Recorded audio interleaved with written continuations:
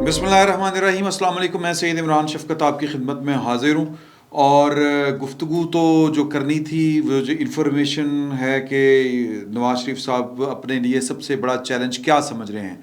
क्या वो army chief को की सिलेक्शन को अपने लिए बड़ा चैलेंज समझ रहे हैं, या उनकी नज़र में कोई और चैलेंज है जो जो पाकिस्तान मुस्लिम लीग नून के लिए है, जो बेसिकली पाकिस्तान को दरपेश चैलेंज है, वो उसी को चैलेंज समझ रहे हैं। और वो चैलेंज क्या है? हमें तो लग रहा है ना कि जी कि आर्मी चीफ और इमरान खान साहब भी गुज़िश्ता एक साल से जो उनकी पॉलिटिक्स है, और फिर जो गुज़िश्ता 6 महीने से उसमें जो शिद्दत आई है, वो आर्मी चीफ अपनी मर्ज़ी का लगाने की वजह से शिद्दत आई है। तो आज भी इन्होंने जो खिताब किया है अपने लॉन्ग मार्च, वो जो लॉन्ग मार्च की वो जॉन सी भी किस्म है, तो उस पर मैंने आपसे बात करनी थी। उस खिताब में भी जो बातें उन्होंने की, तो उस पर मैं सोच रहा था कि हम आपस में गुफ्तगू करें। लेकिन दरमियान में एक ख़बर ये आ गई है कि घड़ी चोर ने जो घड़ी बेची, वो चोरी का माल जो बेचा, वो ख़रीदार सामने आ गया है। शाहज़ेब खानज़ादा साहब के प्रोग्राम में वो पेश हुआ। अब जब मैं आपसे मुखातिब हूँ, इस वक्त अभी भी शाहज़ेब खानज़ादा का प्रोग्राम शुरू होने में 2 घंटे बाकी हैं। जो ख़बर हम तक पहुँची है, जो जियो की हेडलाइन से हम तक खबर पहुँची है, वो उमर फ़ारूक नाम का कोई शख्स है दुबई में। वो कहते हैं कि उन्होंने रब्ता किया उनके साथ शहजाद अकबर साहब ने कि हमारे पास कुछ तहाइफ हैं, वो हम सेल करना चाहते हैं। गालबन $2 मिलियन की में सौदा तय पाया। वो उन्होंने कहा कि जी मैंने पता किया कि सर शौकीन लोग होते हैं, तो मैंने पता किया, मैंने वेरिफिकेशन की, मैंने वेरीफाई किया कि ये घड़ी जो है वाकई तोहफे में मिली हुई है, और क्या ये सऊदी बादशाह ने इमरान खान साहब को तोहफे में दी थी। वो तोहफ़ा सामने आ गया, वो उसकी वेरिफिकेशन भी हो गई, और फिर वो कीमत भी सामने आ गई। उन्होंने कहा कि पहले शहजाद अकबर साहब ने रब्ता किया था, फिर फ़राग गोगी दरमियान में आ गई, और मैंने उनको पैसे कैश की सूरत में दिए। और ज़ाहिर है कि ये जो चीज़ें हैं वो एकदम से नहीं होती। एक मीटिंग थी कुछ सहाफ़ियों की कुछ स्टेट ऑफिशियल्स के साथ, जब उनसे वो सिविल स्टेट ऑफिशियल्स जिसको कहते हैं ना हम, उनके साथ, तो उस मीटिंग में, उस ब्रीफिंग में ये बताना मकसूद था गवर्नमेंट की तरफ से कि इमरान खान साहब के ख़िलाफ़ मुख्तलिफ मामलात में जो इंक्वायरी पहुंची है वो कहाँ तक पहुंची है, फॉरेन फंडिंग केस में कहाँ तक पहुंची है, फ़लाँ केस में कहाँ तक पहुंची है। वहाँ पर ये सवाल हुआ कि वो जो घड़ी इन्होंने फ़रोख्त की थी, और फिर वो मामले सारे, वो वो बात कहाँ तक पहुंची। तो इस बारे में हमारी जो क्रिमिनल या फौजदारी जिसको हम कहते हैं, मामलात को हैंडल करने वाले जो इदारे हैं, जो एजेंसीज़ हैं, ये मैं सिविल एजेंसीज़ की बात कर रहा हूँ, खुफिया एजेंसियों की बात नहीं कर रहा। उनके पास इस सिलसिले में एक रत्ती बराबर भी कोई इन्फॉर्मेशन नहीं थी। एक सहाफ़ी ने उनको बताया कि सर पता करें कि वो जो पेमेंट आई है वो किसके ज़रिए आई है। वो एक मनी एक्सचेंज जो होती है ना, डॉलर एक्सचेंज या फॉरेन करेंसी एक्सचेंज वाले जो होते हैं, मनी एक्सचेंज वाले प्राइवेटली जो काम करते हैं, वो किसी, उन्होंने नाम उनको बताया, वो गालबन वो डॉलर ईस्ट वाले हैं, उनके अकाउंट से आए हैं पैसे। तो वो ज़रा आप इंक्वायरी करवा लें, पता चले। तो इसका मतलब ये है कि हमारे सिविल इदारे बेचारे एम ही लेटे रहते हैं, और इस तरह की जो कार्रवाइयाँ होती हैं वो कहीं और पे हो रही होती हैं। अब ये जो बंदा सामने आया है, इसको जाहिर है कि ये किसी आईजी पुलिस की गारंटी के ऊपर कि यार तुम सामने आओ, तुम बात करो, तुम्हें कोई कुछ नहीं कहेगा, ये वो वाला मामला नहीं हुआ होगा। ये जाहिर है कि इमरान खान साहब जिनके ख़िलाफ़ 24 घंटे बोलते रहते हैं, और जिनके ख़िलाफ़ वो बातें कैंपेन चला रहे हैं, और जो उनके बारे में जो कुछ कहते हैं। अब देखें ना, जनरल फैज़ अली चिश्ती साहब ने आज प्रेस कॉन्फ्रेंस उनको करनी पड़ी। तो जनरल फैज़ अली चिश्ती साहब ने जो कहा, मुझे उसके ऊपर बहुत सख्त एतराज़ है, और यही नवाज़ शरीफ साहब का सबसे बड़ा चैलेंज है। लेकिन मैं उस तरफ लेके जा रहा हूँ बात को कि घड़ी वाले मामले के ऊपर वो उमर फ़ारूक साहब जो हैं वो सामने आए हैं, तो वो किसी की गारंटी, किसी की एश्योरेंस की वजह से वो सामने आए होंगे।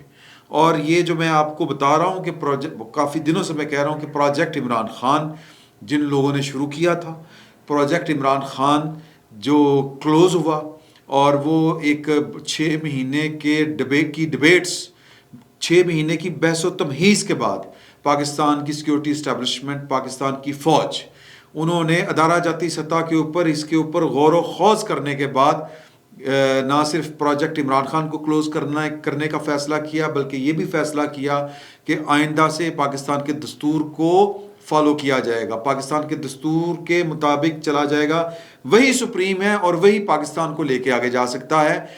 اس فیصلے کو سسٹم کے اندر موجود جن لوگوں نے تسلیم نہیں کیا دل سے، باجوہ صاحب کا تو مسئلہ ہے نا کہ باجوہ صاحب جا رہے ہیں، تو لہذا باجوہ صاحب جو ہیں وہ ان کو چاہیے تو تھا، میں ذاتی طور پر سمجھتا ہوں کہ وہ جاتے جاتے ایک نیٹ اینڈ کلین قسم کی جو ہے نا صفائی شدہ ایک فورم جو ہے یا ایک اپنا جو ان کا ڈپارٹمنٹ ہے وہ اپنے سکسیسر کو دے کے جاتے وراثت میں اپنی لیگیسی میں، لیکن ظاہر ہے کہ یہ انہوں نے کو پتہ نہیں کیا وجہ ہے، مجھے نہیں پتہ، اس کے بارے میں جب ہم زیادہ غور کریں گے تو بدگمانی بھی کوئی نہ کوئی پیدا ہو سکتی ہے، تو لہٰذا میں اس مرحلے کے اوپر کسی کے بارے میں بدگمانی نہیں پیدا ہو، میں اوائڈ کر رہا ہوں اس کو۔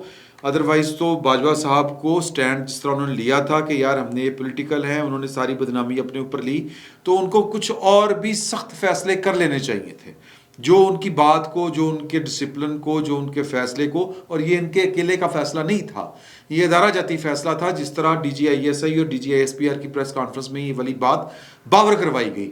تو جن لوگوں نے اس فیصلے کو دل سے تسلیم نہیں کیا، یہ ان لوگوں کے خلاف ہی گھیرا تنگ ہو رہا ہے ایک طرح سے۔ اب یہ بات جو ہے یہ تھوڑی سی میرا خیال ہے آنے والے دنوں میں ہمیں سمجھ آئے گی، بہت کلیئر پکچر ہوگی تو پھر ہمیں سمجھ آئے گی۔ اور وہ لوگ ہیں جو عمران خان صاحب کو سپورٹ کر رہے تھے، یہ جو گھڑی کا خریدار سامنے آیا ہے، یہ ان لوگوں کو ایک طرح سے ایک جواب ہے ایک طرح سے۔ تو اب دیکھیں آگے چل کر کیا ہوتا ہے۔ عمران خان صاحب کے خلاف یہ کرمنل پروسیڈنگ جو ہے وہ ابھی ہونی ہے، اور اس کے لیے جو متعلقہ ڈسٹرکٹ اینڈ سیشن کورٹس ہیں، جج ہیں یا جو عدالت ہے، وہ اس کو ایک ریفرنس کہہ لیں یا ایک شکایت کہہ لیں تحریری طور پر الیکشن کمیشن کی اسیسمنٹ کی روشنی میں، جو ان کا فیصلہ تھا اس کی روشنی میں وہ بھجوا دی گئی ہے۔ تو اب وہ فوجداری کارروائی ہونا وہ بھی پینڈنگ ہے، وہ شروع ہو جائے گی۔ تو یہ والا معاملہ ہے۔ تو مطلب عمران خان صاحب، اور یہاں سے آپ کو اندازہ ہوگا کہ عمران خان صاحب جو آج خطاب کر رہے تھے، یا پھر جو جنرل فیض علی چشتی صاحب نے آج ایک پریس کانفرنس کی، وہ ایکس سروس مین کے سربراہ ہیں، تو وہ اسی سلسلے کی ایک کڑی ہے۔ اب وہ ہم تھوڑا سا اس کو کھولیں گے، اور یہی نواز شریف صاحب کے لیے بڑا چیلنج ہے، جو وہ اپنے جو کلیگز ہیں، جو ان کے پارٹی کے لوگ ہیں، جو وہ لندن میں بیٹھ کے چیزیں آپس میں ڈسکس کرتے ہیں، وہاں سے یہ والی باتیں جو ہیں وہ سامنے آ رہی ہیں۔ اور نواز شریف اس جو کھیل چل رہا ہے، جو پاکستان کا سیاسی منظرنامہ ہے، اس کا وہ واحد پلیئر ہے جو بڑے تدبر کے ساتھ، بڑے دھیمے انداز میں، سلو اینڈ اسٹڈی جس کو کہتے ہیں، اس حساب سے آگے بڑھ رہا ہے اور آگے چل رہا ہے۔ اور اس کو نواز شریف صاحب کو پکچر بڑی کلیئر ہے کہ پاکستان کا اصل مسئلہ کیا ہے، پاکستان کو جس دلدل میں گرا ہوا ہے اس دلدل میں پھینکا کس نے ہے، یا کس وجہ سے وہ اس دلدل میں گرا ہوا ہے، اور اگر پاکستان کی فوج نے یہ فیصلہ کیا ہے کہ ہم اے پولیٹیکل ہیں، تو اس فیصلے سے پیدا ہونے والی اپرچونٹی سے فائدہ کس طرح اٹھایا جا سکتا ہے۔ تو اس سلسلے میں جو ان کا جو فیصلہ ہے وہ یہ ہے کہ پاکستان کی فوج کو اے پولیٹیکل وہی بندہ رکھ سکتا ہے جو پروفیشنلی ساؤنڈ ہو اور میرٹ پر نمبر 1 ہو۔ اب فیض علی چشتی صاحب یہ فرماتے ہیں کہ، بلکہ میں فیض علی چشتی صاحب کے اوپر بعد میں آؤں گا، تو اس لیے وہ بڑا ٹارگٹ اچیو کرنے کے لیے سب سے پہلے جو سلیکشن ہے وہ آرمی چیف کی چاہتے ہیں کہ وہ اس طرح کی ہو کہ وہ کل کلاں کو اس ٹریک سے پاکستان کی فوج کو ہٹا کے دوبارہ سے سیاست میں آلودہ نہ کر دے، کیونکہ اب پاکستان کے پاس کوئی گنجائش نہیں ہے۔ بالکل اسی طرح جس طرح فیض علی چشتی صاحب نے یہ والی بات کی کہ میں نے پاکستان کو پھلتے پھولتے اور ٹوٹتے بھی دیکھا ہے، آج پاکستان کو ڈوبتے دیکھ رہا ہوں۔ یہ 95 سالہ ایک جرنیل ہے جس کی ایک ہسٹری ہے، بلکہ ایک لگج ہے اس کے پاس، یا ایک، اگر میں یہ کہوں کہ ایک بوجھ ہے۔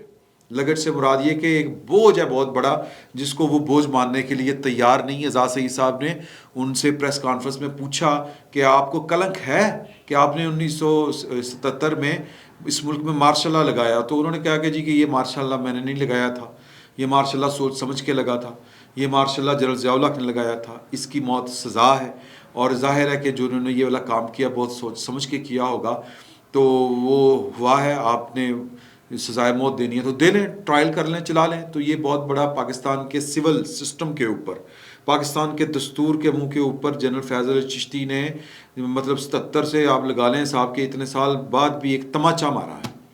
تو وہ ایک اور بات کر رہے تھے کہ جو وزیر دفاع ہے ان کو کیا پتا ہے کہ میرٹ کیا ہوتا ہے. سر اور کس کو پتا ہوتا ہے؟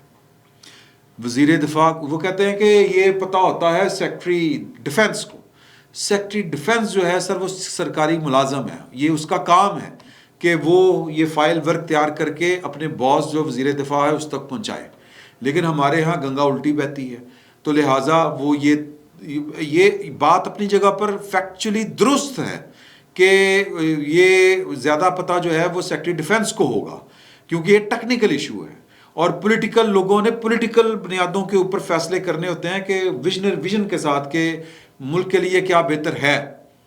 تو لہٰذا اس بات پر تو کوئی اعتراض نہیں، اس حقیقت کی بیانی کے اوپر بھی کوئی اعتراض نہیں، اس حقارت پر جو ہے وہ اعتراض ہے جو وہ سول لیڈرشپ کے بارے میں کہہ رہے تھے. یہ پاکستان کا بڑا مسئلہ ہے کہ پاکستان کی فوجی قیادت، پاکستان کے جرنیل یہ سمجھتے ہیں کہ انہیں ہی سب کچھ پتہ ہے، وہی محب وطن ہے، ان سے زیادہ پاکستان کے مسائل کا کسی کو پتہ نہیں، ان سے زیادہ پاکستان کی بہتر خدمت کوئی نہیں کر سکتا. نتیجہ کیا نکلا ہے کہ آج جنرل فیض علی چشتی کو پاکستان ڈوبتا ہوا نظر آ رہا ہے.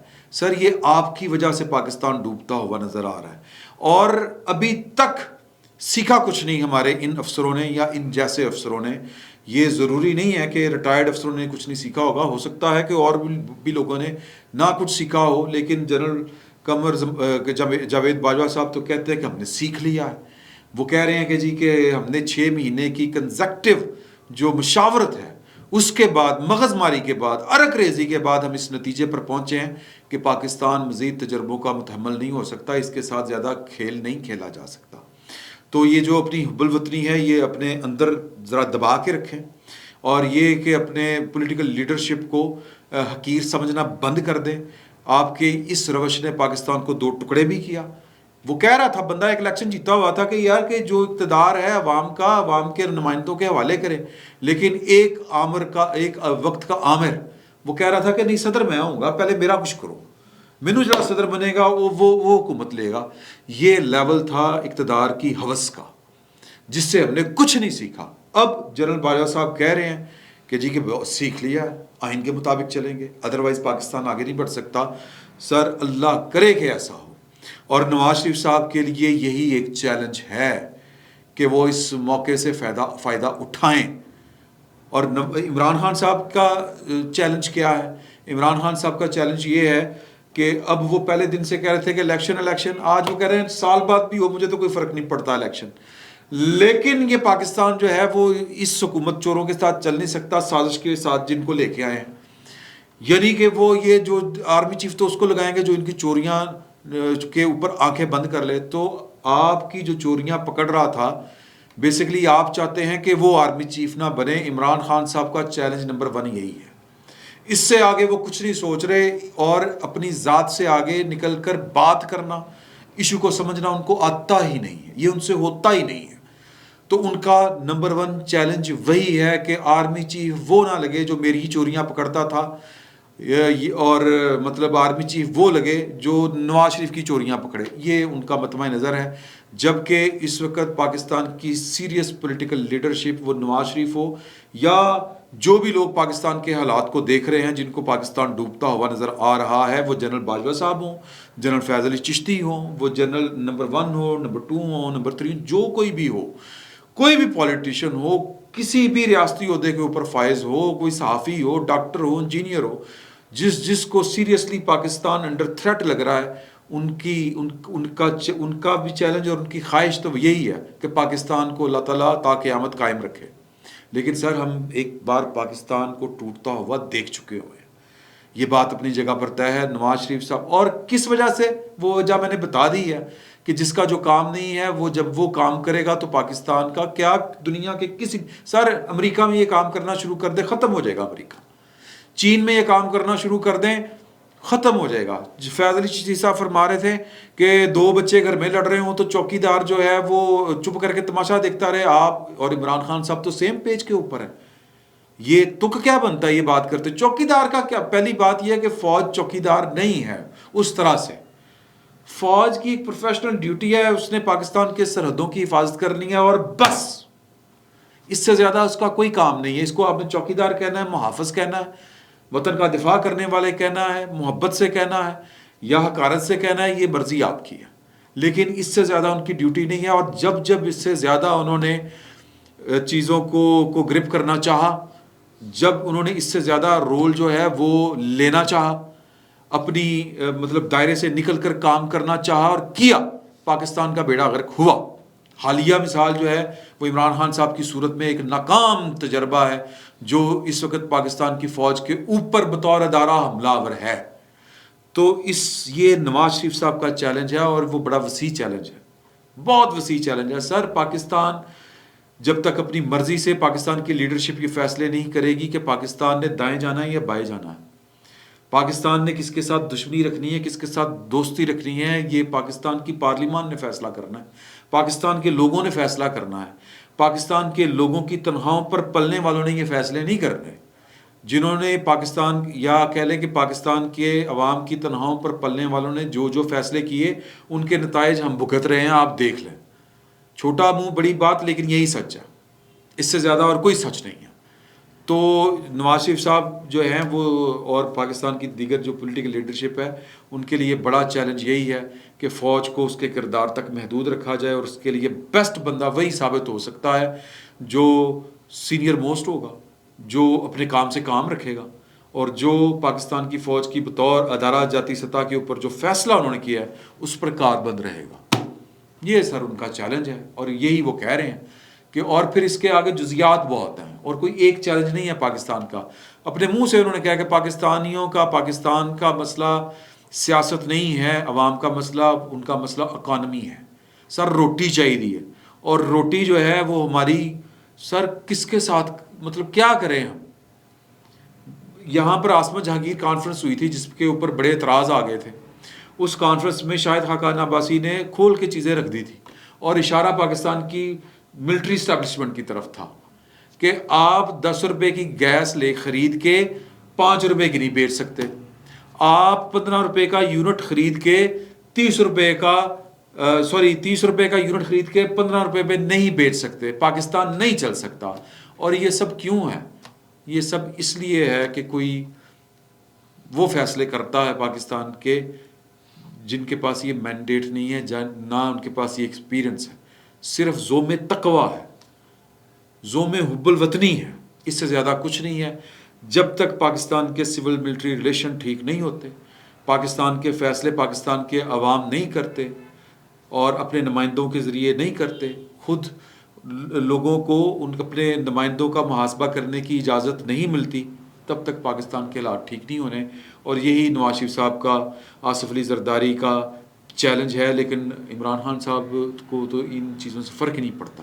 وہ تو کہہ رہے ہیں کہ آرمی چیف وہ آئے جو میری چوریاں جس نے پکڑی تھی وہ نہ آئے, بس اس سے زیادہ ان کا کچھ نہیں ہے. پاکستان بھاڑ میں جائے, جدھر مرضی جائے, برباد ہوتا ہے, اللہ رحم کرے برباد ہو جائے. عمران خان صاحب کو کوئی فرق نہیں پڑتا. فرق ان کو صرف اتنا پڑتا ہے جس دن ان کے پاؤں جلنے شروع ہوں گے نا سر, جب سیک ان تک پہنچنا شروع ہوگا, فرق ان کو اس دن پڑنا ہے. اور یہ سیک, یہ کڑی والا آ گیا نا سامنے, یہ جلدی عمران خان صاحب کے پیروں کے تلوے تک پہنچنے والا ہے. فی الوقت اتنا ہی, بہت بہت شکریہ.